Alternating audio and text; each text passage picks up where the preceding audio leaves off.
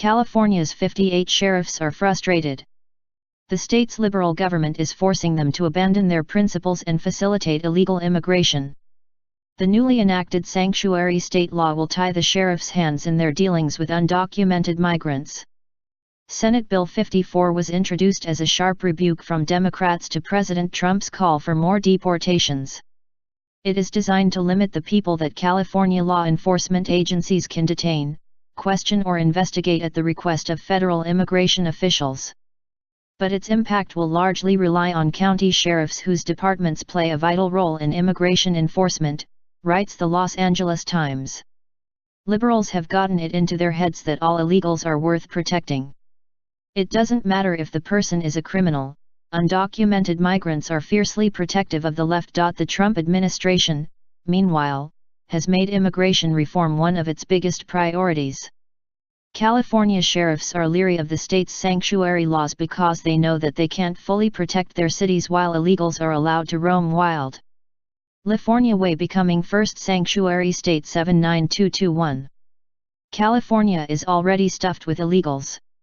The state's decision to declare itself a sanctuary is going to encourage migrants from across the globe to try their luck in the U.S.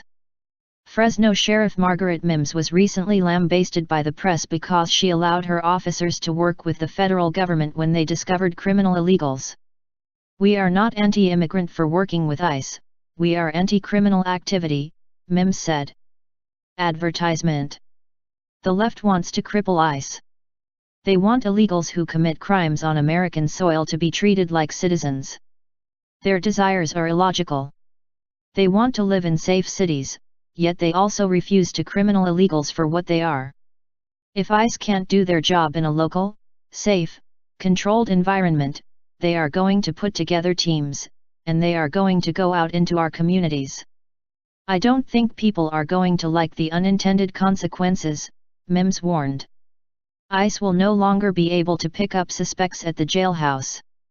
When police are allowed to detain suspected undocumented migrants, ICE agents are able to work swiftly and safely.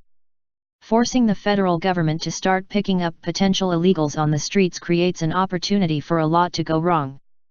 President Trump and Attorney General Jeff Sessions have never wavered on their opinion regarding sanctuary cities. Every year, too many Americans' lives are victimized as a result of sanctuary city policies, whether it be theft, robbery, drugs, assault, battery, and even murder. We want to do everything we can to help state and local law enforcement, which is why we have federal grants to cities designed to aid in crime reduction, Sessions said. But we cannot continue giving federal taxpayer money to cities that actively undermine the safety and efficacy of federal law enforcement and actively frustrate efforts to reduce crime in their cities. So if voters in Chicago are concerned about losing federal grant money, call your mayor.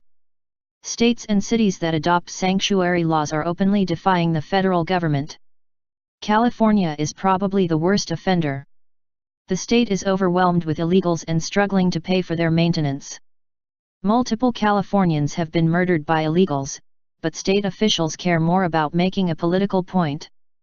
Ultimately, SB 54 helps shield removable aliens from immigration enforcement and creates another magnet for more illegal immigration, all at the expense of the safety and security of the very people it purports to protect, ICE Acting Director Thomas Homan said in a statement regarding California's sanctuary law. The state can't force the federal government to abandon its mission, but it can make it harder to carry out. In fact, ICE is almost certainly going to focus its attention on California. The only other state with such a severe undocumented migrant problem is Texas, and Texas is happily cooperating with immigration officials.